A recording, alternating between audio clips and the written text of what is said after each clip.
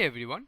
In this tutorial, I am going to cover that how we are going to logging request and response bodies in Spring Boot applications. In modern web applications, logging is an essential tool for monitoring and debugging. In this session, we'll guide you through the process of logging HTTP request and response bodies in Spring Boot applications. For that, we are going to use some kind of the filters and request response wrappers to capture and log the content. In today's tutorial, we are going to explore an essential aspect of web application development, that is a logging. If we talked about that why this logging is important, logging plays a pivotal role in monitoring and debugging applications. It helps us to understand what's happening under the hood, track the flow of data, and quickly identify the issues when they arise. By the end of this session, you will have a comprehensive understanding of how to capture and log the content of requests and responses, which will significantly aid in your debugging and monitoring efforts. Now we will talk about that what points basically we are going to cover in this particular session. So here I have pointed out few of the points that I'm going to cover today. First of one is the importance of logging. So here basically we need to talk that why this logging actually matters, like understand the role of logging in application monitoring and the debugging. Next we are going to talk about that settings of your Spring Boot application, means how we are going to setting up the Spring Boot application.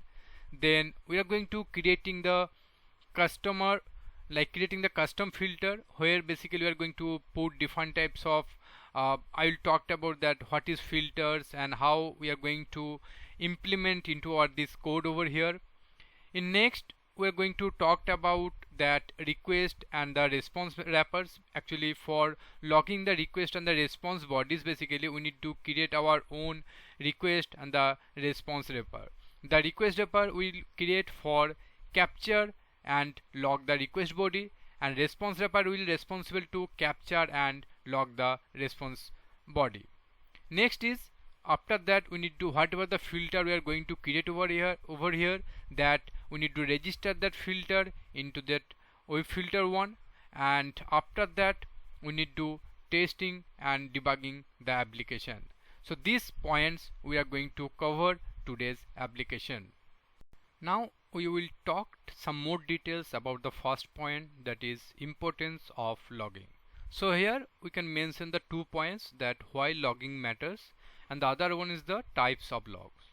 So if we talked about that why logging matters, so like whenever we have added some logs into our applications, and when that particular application deployed into the production, then if in case some issues may arise, right? So how you are going to debugging the issues? So log actually is the main thing for monitoring and the debugging. Based on the log we can easily identify the issues so that we can easily solve that issues.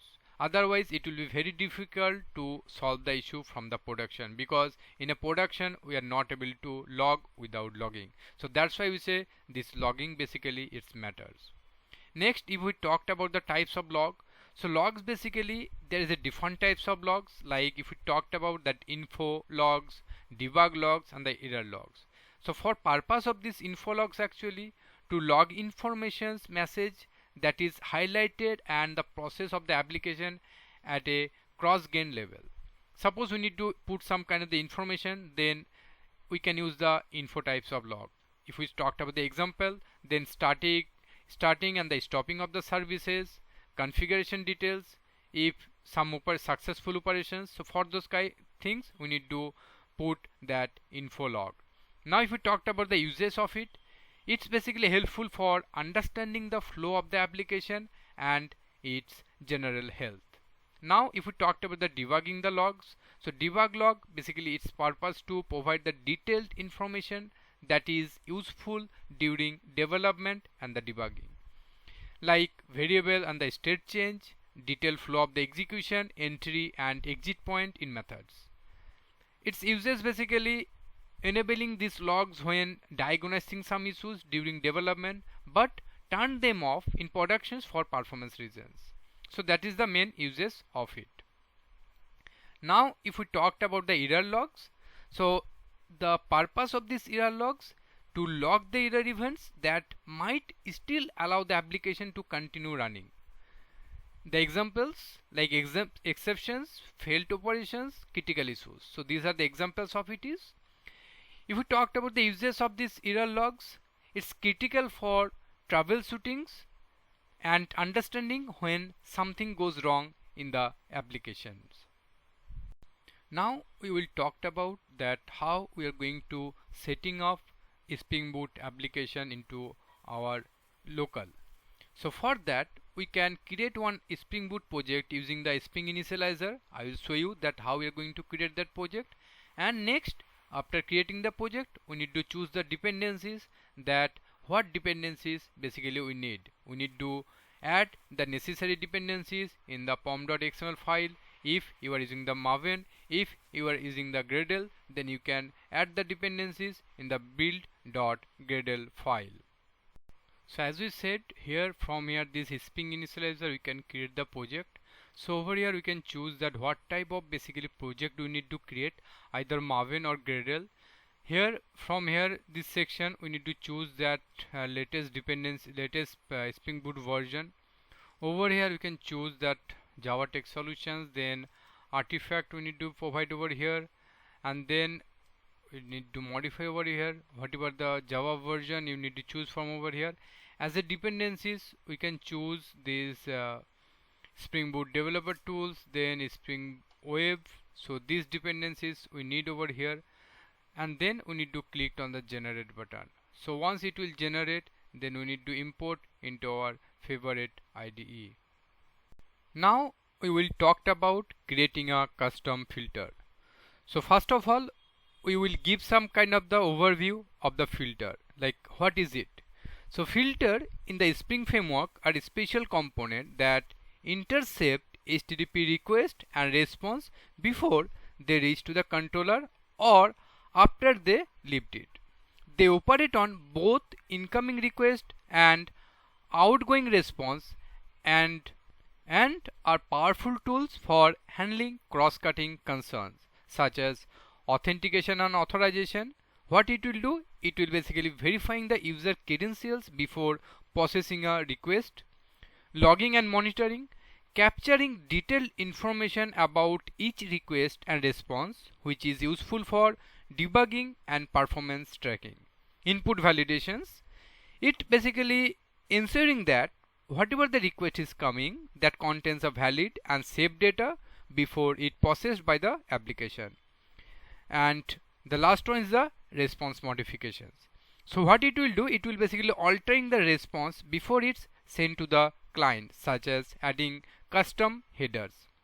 Now if we talked about that how this filter basically works. So if we talked about this one, so request handling, like when a request is made to a Spring Boot application, it passes through a chain of filters. Each filter has the opportunity to process the request before passing it along to the next filter or target sublet. If we talked about the response handling, similarly, after the request has been processed by the sublet, the response passes back through the filter chain, allowing each filter to inspect or modify the response before it is sent to the client.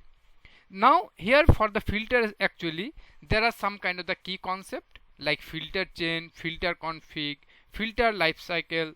So those are the things over there. If we talked about the filter lifecycle, so over there actually initialization, then process, and then destroy. So these are the things about the filter. Next, what I will do, I will implement that filter, and then we will write all the logics over there. So look at that. Now we are going to create this request wrapper, customize request wrapper, and the customize response wrapper. So first, initially I'm going to create this request wrapper. So how it will be look like this custom sublet request wrapper. So for that we need to extend this HTTP sublet request wrapper. So here if you see, it's having some kind of the method like this constructor, then these are the methods, actually basically these are the having. So we can override those methods into our customized wrapper classes. In default actually this is the used, but we can create our own.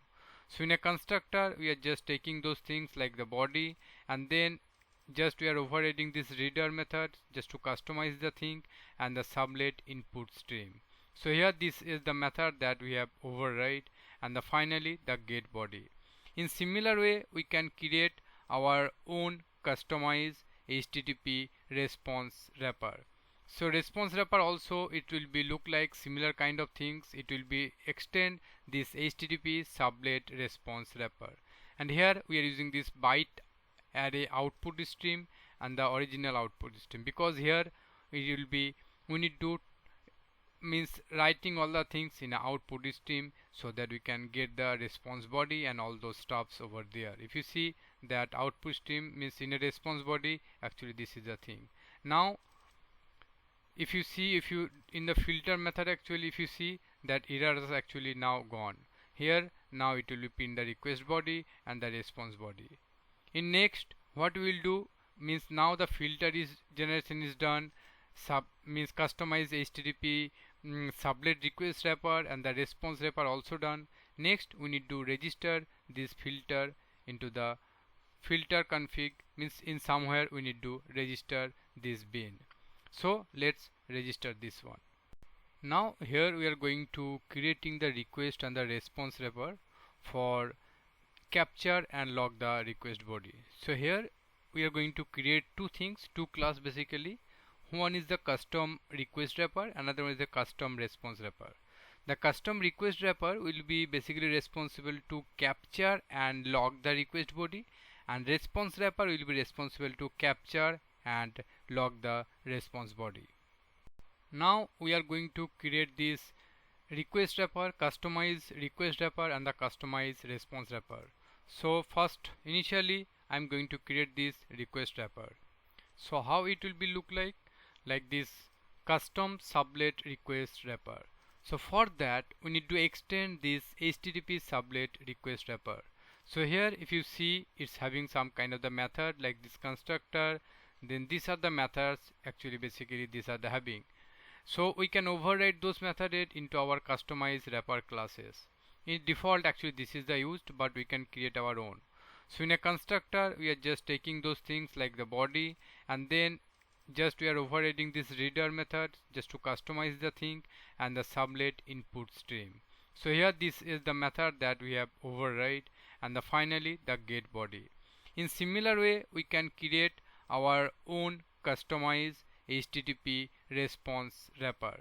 So response wrapper also it will be look like similar kind of things. It will be extend this HTTP sublet response wrapper, and here we are using this byte array output stream and the original output stream, because here it will be we need to means writing all the things in a output stream so that we can get the response body and all those stuffs over there. If you see that output stream means in a response body, actually this is the thing.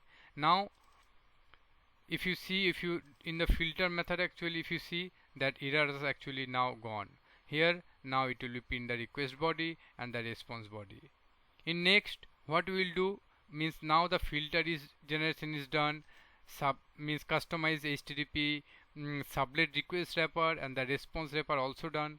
Next we need to register this filter into the filter config, means in somewhere we need to register this bin. So let's register this one.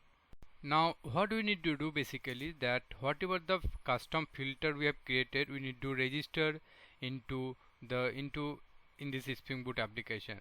So how we are going to register that filter? So basically we can use the annotations or by adding into this filter configurations class. So that class I am going to write over here, that how we are going to registering this filter. So that I am going to adding over here. So now basically we need to register this filter into our any customized bin. So for that we need to create one configuration class, let's say custom filter config, where basically we need to register that filter. So like if you see that we have created one filter registration bin where we need to pass this request response logging filter. This method we have created. So here basically we need to create one registration bin with passing this request response logging filter. And here as a bean, under this bean we need to set this filter, that new request response logging filter. That is basically our new this customized filter.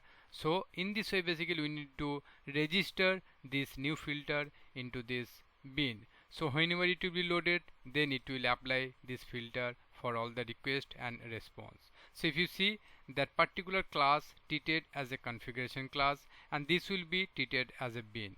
So this is actually the thing, that how we are going to register that filter into this application.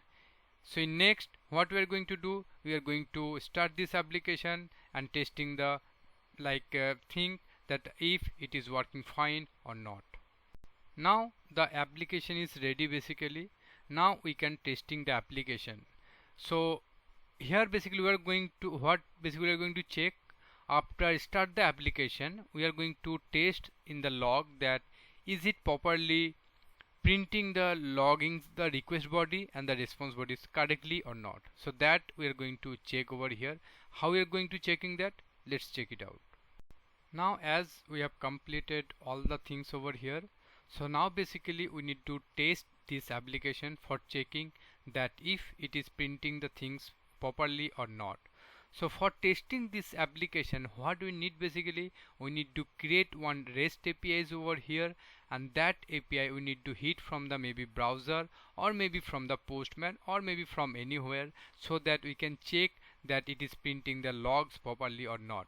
So for that I have created one controller, that is logging controller. Here I have created two mappings, two request APIs. One is the get mapping, that is log, where basically we have not passing any kind of the bodies, but in response we will receive this string.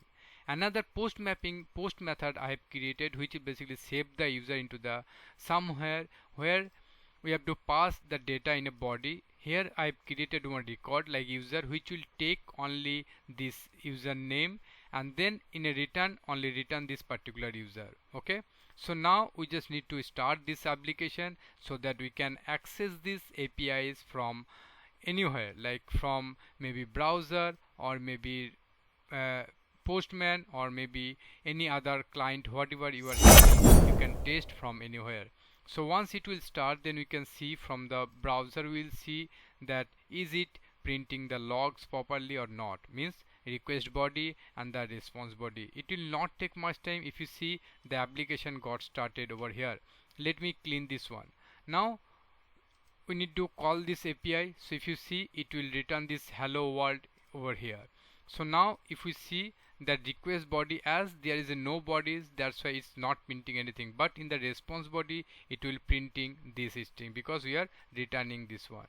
Now if we check from the Postman, like this post API, that save user, so here if you see that I'm passing this JSON over here where name is test.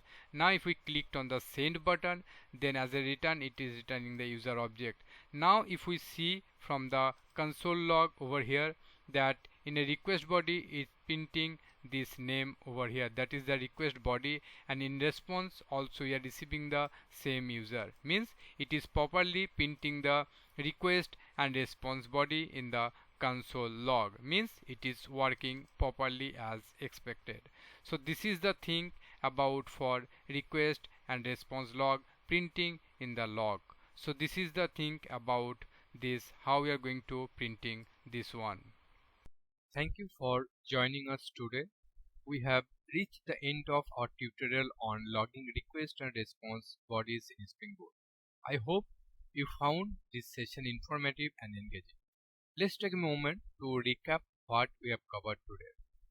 So first of all, like we have covered the importance of logging, means we discussed why logging is critical for monitoring and debugging the applications. Next, setting up your Spring Boot applications. You learned how to set up your project and include the necessary dependencies. Next one, creating a custom filter.